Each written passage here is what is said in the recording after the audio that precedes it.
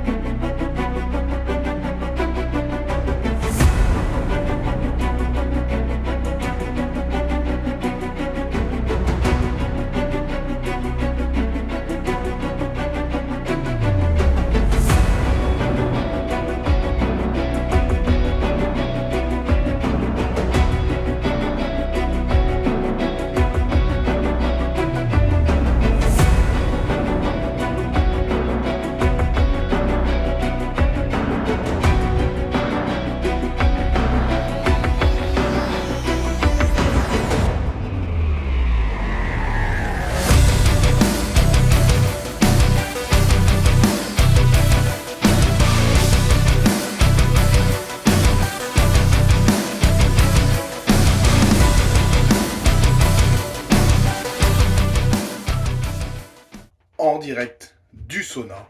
Et ça, c'est quelque chose que je fais toujours après mes entraînements parce que pour deux raisons en particulier. La première, c'est pour diminuer le stress de l'entraînement parce que le corps a subi un stress quand même assez important pendant l'entraînement.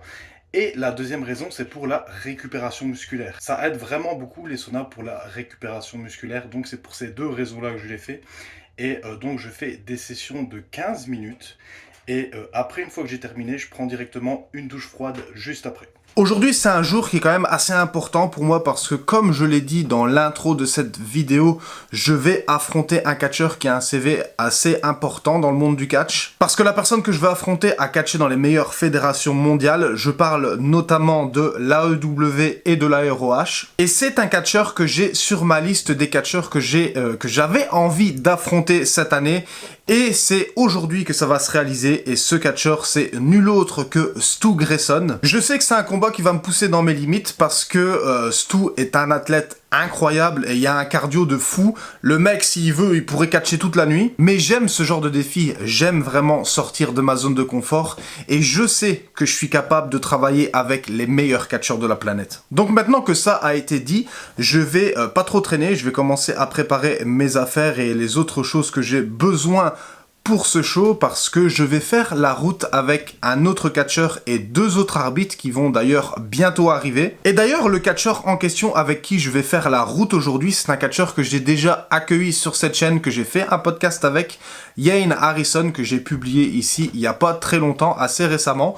Donc, si jamais tu n'as pas vu cet épisode, je t'encourage à aller le voir. En ce qui me concerne, je vais finaliser les petites choses que j'ai à finaliser, je vais finir de me préparer et je vais te retrouver juste après pour la suite de cette vidéo.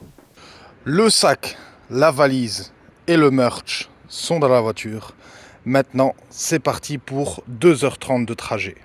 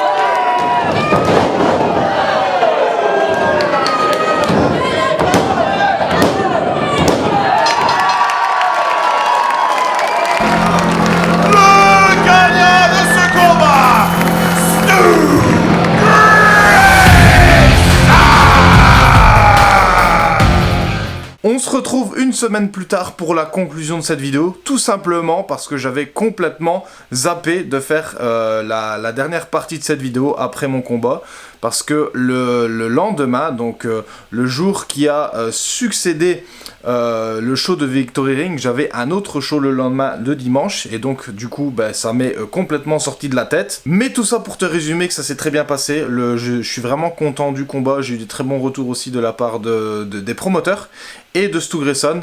Oui, je voulais aussi être satisfait de mon combat, comme je le suis dans tous mes combats, mais je voulais aussi que Stu le soit, et ça a été le cas. Donc c'est une soirée qui a été réussie pour moi, malgré le fait que j'ai perdu. J'ai vraiment hâte de travailler avec des nouveaux catcheurs avec qui je n'ai jamais travaillé, que ce soit sur le circuit québécois mais aussi européen. D'ailleurs, si jamais toi tu suis un petit peu le catch en Europe, la lutte au Québec ou sur les deux continents, laisse-moi savoir en bas dans les commentaires qui tu aimerais que j'affronte, pour voir si c'est un adversaire que j'ai en tête. Mais il y a beaucoup d'adversaires que j'ai en tête. Mais je serais curieux d'avoir ton avis, de savoir quel type de catcheur tu aimerais que j'affronte à l'avenir. Je vais essayer de revenir en Europe l'année prochaine, en 2025. Et là, je vais essayer de faire en sorte d'aller catcher un petit peu partout, à gauche, à droite. Ça va être le but de mon déplacement en Europe. Bien évidemment aussi, de voir la famille, les amis et tout ça. Ça, c'est le but numéro 1. Mais évidemment, on va aussi revenir pour catcher. Merci à toutes les personnes qui auront visionné la vidéo jusqu'au bout. Et si le contenu que je t'ai partagé aujourd'hui t'a plu, n'hésite pas à t'exprimer en bas dans l'espace commentaire, mais aussi en likant, partageant et en t'abonnant. Et quant à moi, je vais te dire à la prochaine pour une nouvelle vidéo.